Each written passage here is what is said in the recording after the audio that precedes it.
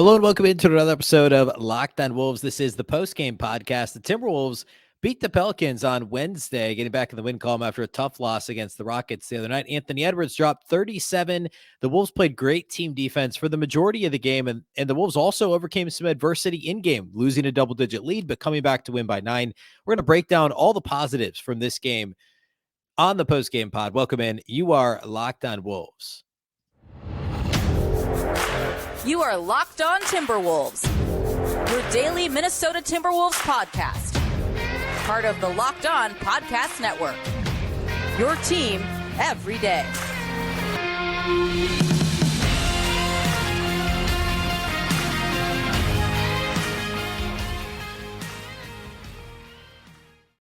Hello and welcome to the Locked On Wolves podcast, part of the Locked On Podcast Network, your team every day. My name is Ben Beecken. I'm the host of Locked On Wolves. Today's episode is brought to you by FanDuel Sportsbook, official sportsbook of Locked On. Make every moment more. Visit FanDuel.com/LockedOn today to get started. Happy Thursday, everybody, and it is a victory Thursday. The Timberwolves beat the Pelicans on Wednesday night by 9. Big game from Anthony Edwards, a well-balanced Wolves attack. We're going to break the whole thing down here in a moment.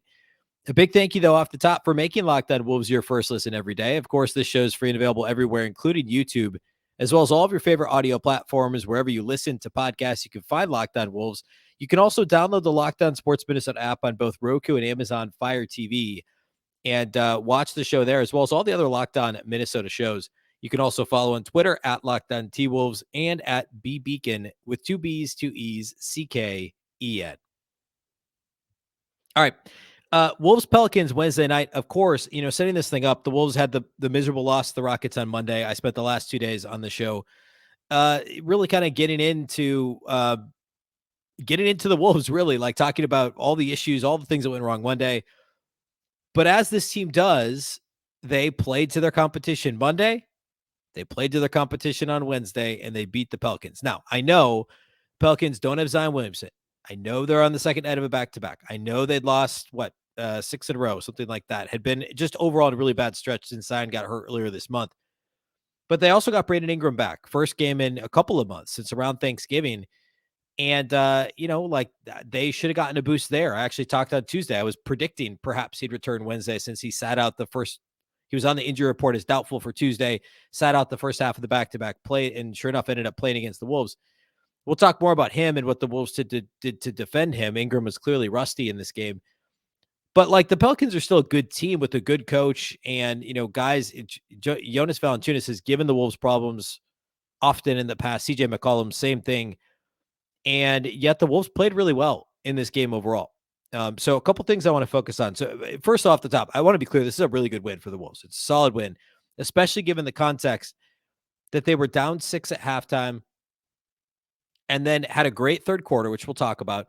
Then the Wolves get up, I think as many as 14 early in the fourth quarter, and allow the Pelicans to come all the way back to within 4, yet the Wolves swing back. The Wolves actually swing back, deal with that adversity of first being down, having a great third, which is in and of itself remarkable, and then building a double-digit lead, seeing that go away, and yet still coming back to win by 9, putting the Pelicans away down the stretch. And actually, let's start there. Let's start with the second half generally, right? I think third and fourth quarters where a lot of stuff happened in this game. Timberwolves were down 6 at halftime. We all know the third quarter, the Wolves have had one of the worst net ratings in the league all season long in the third quarter. It's been just miserable for them. They were down multiple possessions early in the quarter. All of a sudden, D'Lo hits a couple of shots. Then Ant starts hitting shots, and then Ant can't stop hitting shots. It's threes, it's drives, it's a couple of mid-range step backs, and Edwards was just phenomenal, second and third quarter. And then he also completely dialed up the defense, too. And Tuesday's show, I spent an entire segment just lambasting Ant for the lazy defense he played in Houston on Monday night, because I don't know that there's any other, I don't know that I ever actually used that word Tuesday, but it was, I maybe beat around the bush a little too much. It was lazy defense. Wednesday against the Pelicans, Ant was a terror defensively, especially in that third quarter. And I know last Saturday, he was really good against Houston. He had all the steal and block numbers. He had no steals and no blocks against the Pelicans on Wednesday. I don't care. He was really good defensively. He was matched up with McCollum for a lot of the game, chasing him around screens. And early in the game, I thought he struggled a little bit defending McCollum. The Pelicans did a good job of getting him open, and him just using movement to get CJ McCollum open. The third quarter, Ant was more attached to him, denying catches. Like, how often do you see Ant deny catches? Well, I'll answer that. Whenever he's playing well offensively, the defense clicks in like that for Anthony Edwards, and he can be an all-world defender. He was denying catches. He was contesting jumpers. Even when he was getting knocked off on screens, he was fighting through to at least get a hand in the neighborhood of the shooter. And the Wolves just overall defensively were good as a team, but I thought Ant's defense was really, really good in the third quarter of this game. And that went along with his good offense. And then the Pelicans helped out. They were sloppy offensively. They missed some open threes they should have hit. They ran some pretty good actions and just missed threes, but they also had some sloppy passing in there. And ultimately the Wolves, I believe Marnie Gellner said on our live postcast, Marnie for Bally Sports North, that this was the biggest, the best point differential, the best net rating the Wolves have had in a third quarter, or I guess, the best point differential they've had in a third quarter all season long. They were plus 18, won the third quarter 39-21.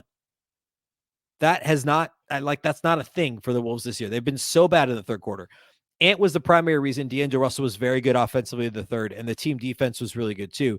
And then in the fourth, the Wolves have this 14-point lead early in the fourth quarter and are kind of holding the Pelicans at arm's length. A couple questionable calls / no calls. Pelicans lose their minds. Alvarado gets a technical, and then Willie Green, who is mild-mannered, gets a couple of technicals and is ejected. And the Wolves, this lead is like right around 12 points. And then the Pelicans, with the emotion in the building and everything, they push back. The Pelicans get back to within 6 points. Jaden McDaniels hits a really tough mid-range shot on the left baseline at the end of the shot clock. Lead goes back to 6. A couple of possessions later, or I guess that, and then it was back to 4 after the next possession. I believe this is the very next Wolves possession with just under a minute and a half to play. Jaden McDaniels gets the ball kicked to him on the right wing. I forget who had it on the left wing. Goes to Gobert right around the nail. He swings it to the opposite slot to Jaden McDaniels. McDaniels knocks down a 3, makes it a 7-point game with about a minute 25 left. Massive shot. Jaden McDaniels only scored 10 points all night. He didn't have any rebounds. He did foul out. Like, there were issues with Jaden's game, but he scored 5 of his 10 points in quick succession as the game was literally hanging in the balance. This is a really clutch performance from Jaden McDaniels. I was really, really impressed with the shot making that he had there, and the Wolves offense in general. That's the other piece of this is the Timberwolves so often this year offensively, even just Monday in Houston. I complained on Monday after the game. I guess it would have been Tuesday's show. So I guess it was Wednesday's show. Yeah, whatever. Tuesday's show. I complained about how disjointed the Wolves offense was, and it devolved into like, let's just chuck threes with D'Lo and Ant. And they made a fair amount of them. They were a combined 10 of 22 or 12 of 24, 12 of 25, something like that on Monday in Houston. And the Wolves lost because the defense was miserable, right? They made a lot of threes, but the offense was still disjointed. The ball was humming in New Orleans for the majority of the game. There was some issues in the first half. The bench unit didn't have a very good stint in the second quarter. But for the most part, the second half was phenomenal offensively for the Wolves. They were moving the ball. There was a D'Lo a lineup early in the fourth quarter. It was D'Lo, Rudy Gobert, and 3 bench players. And the Pelicans keyed in on trying to trap D'Lo. It was almost like a matchup zone where they were trapping D'Lo. The ball would go to one side, and then they'd have like almost a safety kind of half play. And they'd have like 1.5 guarding Rudy Gobert, like half fronting him and having somebody behind him. And the Wolves really handled that well. I thought the ball was zipping around. D'Lo played a fantastic game, one of D'Lo's better games in recent weeks. And the Wolves handled that well. And then when it got down to 4 points, so often this year, they've just devolved into this isolation offense. It's just Ant trying to go one-on-one, or D'Lo trying to go one-on-one, or Cat trying to go one-on-one. And they didn't do that in this game. The ball kept moving, and that led to those Jaden McDaniels buckets. He scored the biggest 5 points of this game for the Wolves. And that's a credit to the entire Wolves team, to Chris Finch and to the players on the floor for not locking in on like those ISO moments. They didn't have to do that in this game. They rarely have to do it, but they often choose to. And in this game, the ball was moving. They got themselves open shots, and McDaniels hit the open shot. It was the right basketball play, and the basketball gods rewarded the Wolves after just a couple weeks after McDaniels misses the open 3 that would have won the game in the quarter. But I was really impressed with the offense late in this game for Minnesota. They never panicked. Even as the lead whittled down from 14 to 12 to 8 to 6 to 4 twice, it got down to 4 points in the final 2 minutes, really. And the Wolves maintained composure. I don't know how often this year we've actually said that about the Wolves, but really impressive second half from Minnesota. All right, a couple more overall takeaways. We'll do individual studs and duds, and I think there were some pretty clear lines in this game. You had a few guys that played really well and a few guys that didn't. So we're going to do all that here next on the show. Today's episode of Locked On Wolves is brought to us by our presenting sponsors over at FanDuel. The NFL playoffs are here. We are super excited about our new sports betting partner for Locked On because they are the #1 sports book in America, and that's FanDuel. If you're new to FanDuel, that's even better. They have so many great features that make betting on sports fun and easy. New customers join today to get started with $150 in free bets guaranteed when you place your first $5 bet. Just sign up at FanDuel.com/lockedon. FanDuel has all your favorite bets from the money line to point spreads to player props. Plus, you can even combine your bets for a chance at a bigger payout with a same-game parlay. All that is on an app that's safe, secure, and super easy to use. Big football weekend, NFC and AFC championship games, big Wolves game again Friday night. Memphis, that's in Minnesota. I don't know. I mean, there's no Steven Adams. I'm just guessing. I haven't looked yet, but I'm guessing Memphis by 2 will be the line, maybe 1.5 in Minnesota. I think Minnesota will be home dogs in that game. Although Memphis has struggled lately. We'll see how they play Wednesday against Golden State. As I'm recording this, it's kind of mid-game, but they lost 3 in a row. So we'll see what that line looks like Friday on FanDuel. But football fans and basketball fans, don't miss out. Place your first $5 bet to get $150 in free bets, win or lose, at FanDuel.com/lockedon. Make every moment more with FanDuel, the official sportsbook partner of the NFL.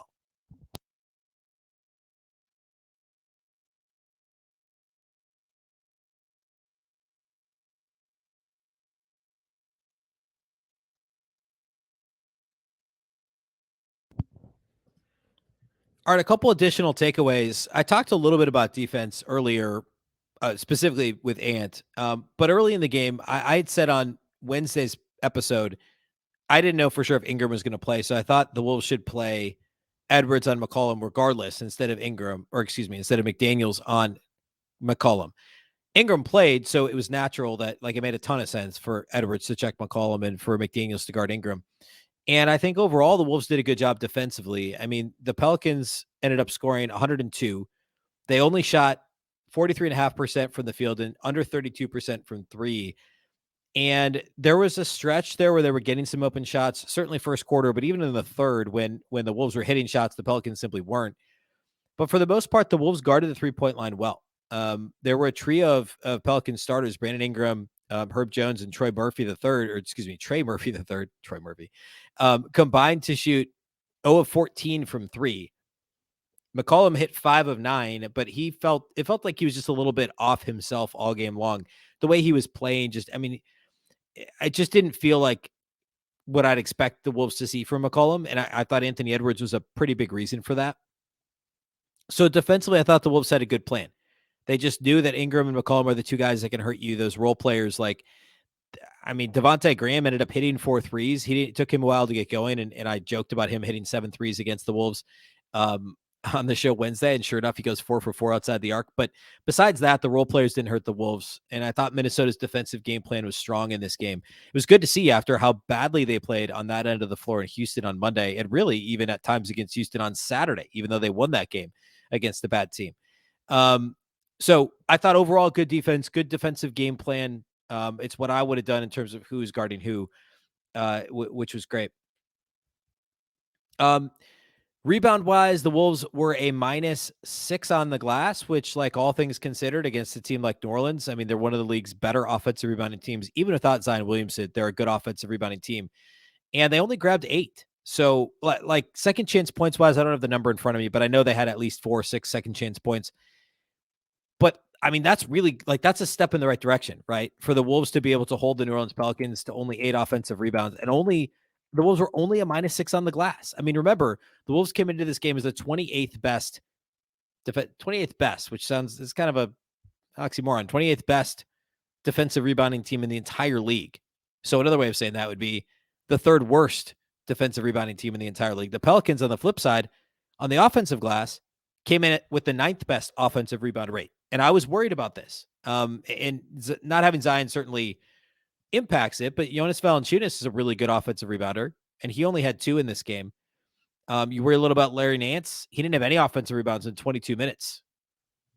Herb Jones actually had 4, which interestingly enough, that actually points to one of the Wolves' big issues this year, right? It's not as much the bigs that aren't rebounding, because Naz is having a career year in terms of rebounding the ball, actually in terms of almost every area. Rudy Gobert is still a good defensive rebounder. Nate Knight's good when he gets in the game. Luka Garza, those guys are all grabbing boards for the most part. It's Jaden McDaniels, it's Kyle Anderson, it's the guards who struggle. And yet Ant has been getting better and better and better on the glass. Sure enough, Naz had 7 boards in 14 minutes in this game. Rudy grabbed 12. Ant had 6, which is good. Like, you'll take 6 boards from Ant, especially compared to what he'd been doing earlier this season and the first 2 years of his career on the glass. But Kyle Anderson only had 3 boards in 33 minutes, and Jaden McDaniels had 0 rebounds in 34 minutes. So despite the fact the Wolves did well on the glass overall, it was so much of that was Rudy and Naz Reid, and a little bit of Ant kind of rebounding down and kind of crashing backwards or crashing back to hit the glass. You got to have more than a combined 3 rebounds from your starting forwards in McDaniels and Anderson. Like, that's just not acceptable. And the Wolves were fortunate the Pelicans didn't really take advantage of that. I mean, there's a lot of ifs if Zion Williamson plays in this game, but like, that would be an area that the Wolves would likely get crushed in. So in general, a good rebounding night for Minnesota, but it could have been much better had they gotten more out of their forwards on the glass. The Wolves did lead in fast break points 18-4, which was helped by some of the sloppiness the Pelicans had, especially in that third quarter. The Pelicans turned it over 14 times. The Wolves only had 9 turnovers, which was really nice to see. And I've said this before, like, it's easy to kind of rag on the Timberwolves' high turnovers in some of these games because they have had some pretty bad ones. But for the most part this year, they've also had a handful of these games where they don't turn it over that much. Now, I know for the season, they're like 28th in turnover percentage. Not great. But I feel like more and more frequently, and I guess I'm not looking at like a series of box scores as I'm saying this, so perhaps I'm wrong, but it certainly feels like lately they've had more of these single-digit turnover games, these 10, 11 turnover games, where the offense is just humming a little bit. Humming's maybe a strong word, although I would say the fourth quarter, it was humming in this game for the Wolves, or the second half in general.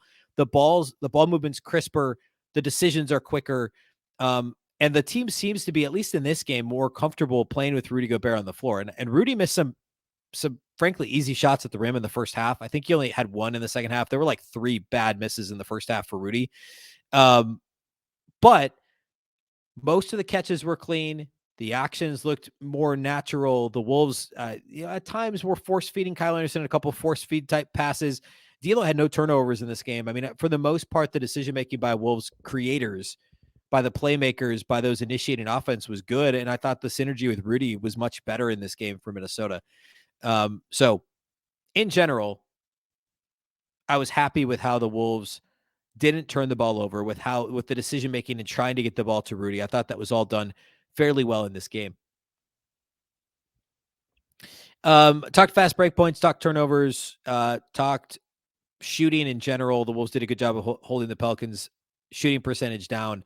The Wolves bench in general in this game, last point here before we do studs and duds, the Wolves bench struggled. Naz Reid, I thought, played well in limited minutes. He only played 14 minutes. There was a brief overlap, I think, with Rudy for like a minute, but that was about it. Otherwise, he was the backup center. We did see some brief Nate Knight minutes at the 4. I think it was only next to Naz, early second quarter. So that was interesting. The Wolves did play 5 guys off the bench. Matt Ryan played 9 minutes and played well, hit a 3-pointer on a set play, which, by the way, had a contested 3. And it was really funny, actually. After Ryan made the 3, it was in the left slot, like right in front of Chris Finch. And Chris Finch just kind of did the hands, if you're watching on YouTube, or if you're not watching on YouTube, did the hands up in the air, dropped them down to the sides, like what are we doing type of a thing. But it was really more of a, why doesn't he do this all the time? I'm sure that's what it was, because it was a beautiful run, beautifully. Ryan hit a contested shot, literally hand in his face, knocks it down.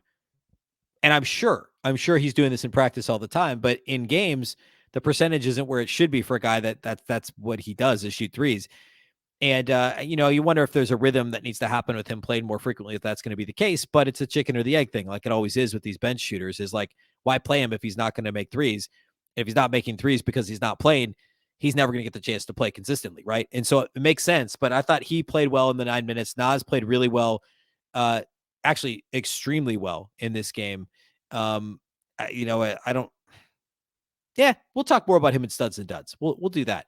Austin Rivers, scuffled a bit off the bench. Jalen Noel had kind of a nondescript game. So it was a quiet bench game besides Naz for the Wolves. But I mean, the starters, everybody scored in double figures. This was all about Ant and D'Lo offensively. Rudy had a nice game, well-rounded performance in general for the Wolves. All right, let's do individual studs and duds, and that's how we'll close this out.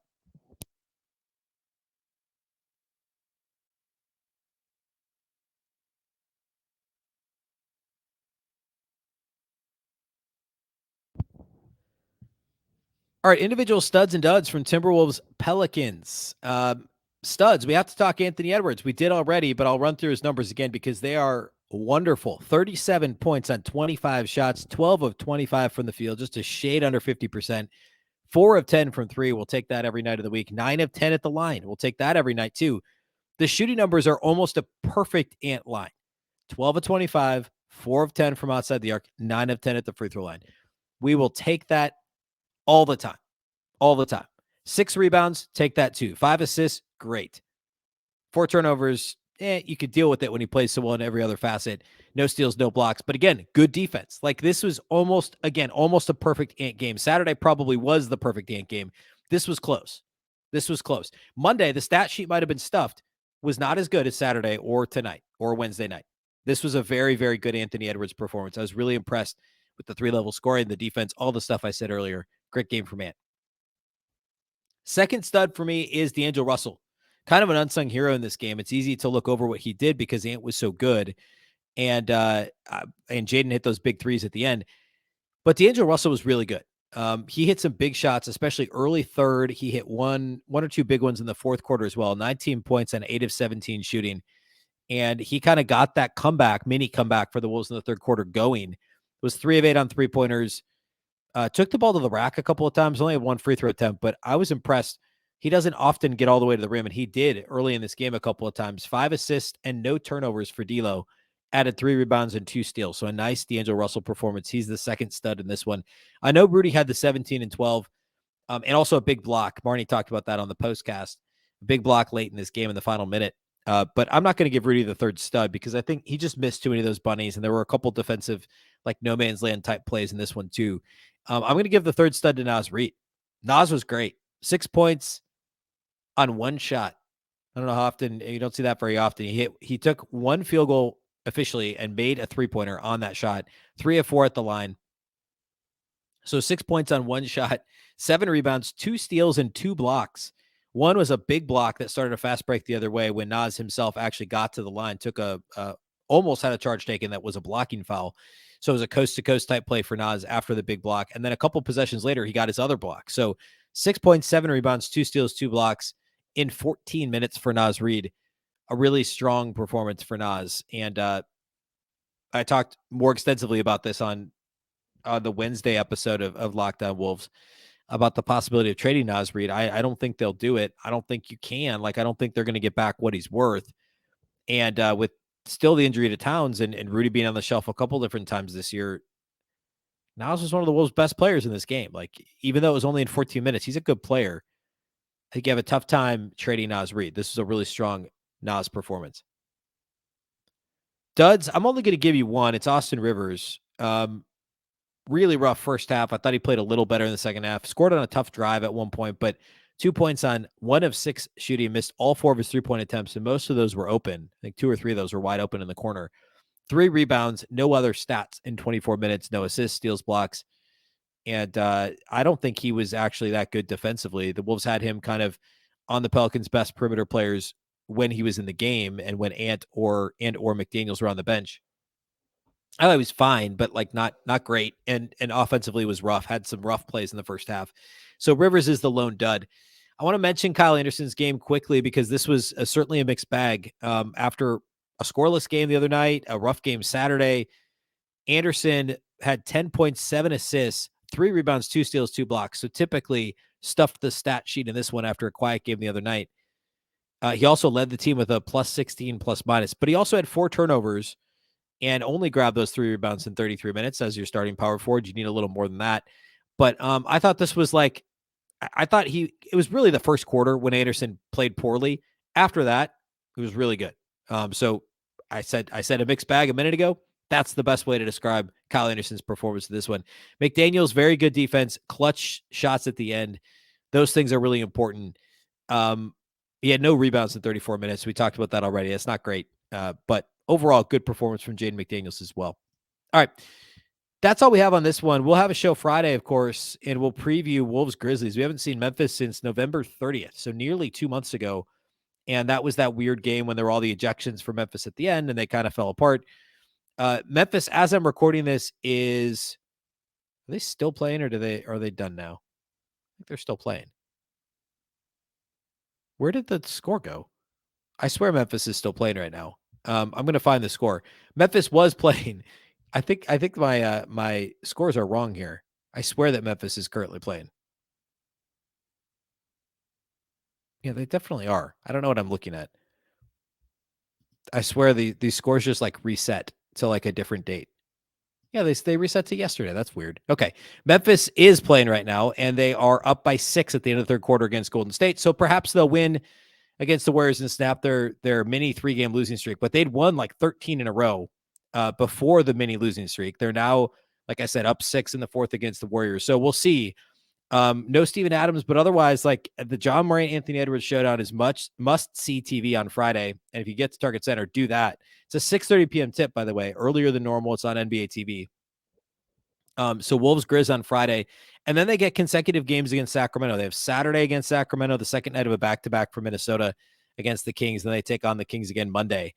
So consecutive games in Minnesota against Sacramento, who we haven't seen yet this year. And of course, is one of the best teams in the West as of right now. So a very tough schedule upcoming for the Wolves. But as we've said many times, the Wolves play to their competition. Sure enough, they did that again on Wednesday and gave the Pelicans their money's worth, beating them by 9. All right. We'll have a Friday show. We'll preview Wolves Grizzlies. We'll talk about a few other things as we get you ready for the weekend. That's all we have for you today. A big thank you for making Locked On Wolves your first listen each and every day. Of course, Locked On Wolves is free and available everywhere, including YouTube, as well as all of your favorite audio platforms. You can also watch on the Locked On Sports Minnesota app on both Roku and Amazon Fire TV. You can follow on Twitter at Locked On T-Wolves and at Beecken with 2 B's, 2 E's, C-K-E-N. Of course, the Locked On Wolves podcast is part of the Locked On Podcast Network. Remember, the Locked On Network is your local experts on the biggest stories. A big thank you for making us your first listen. Now make your second listen the Game to Game NBA podcast. Every moment, every top performance, and every result. Locked On Game to Game covers every game from across the NBA with local analysis that only Locked On can deliver. Follow Game to Game on Locked On NBA, available on the Odyssey app, YouTube, and wherever you get your podcasts. Once again, I'm Ben Beecken. This is the Locked On Wolves podcast, and we'll catch you next time.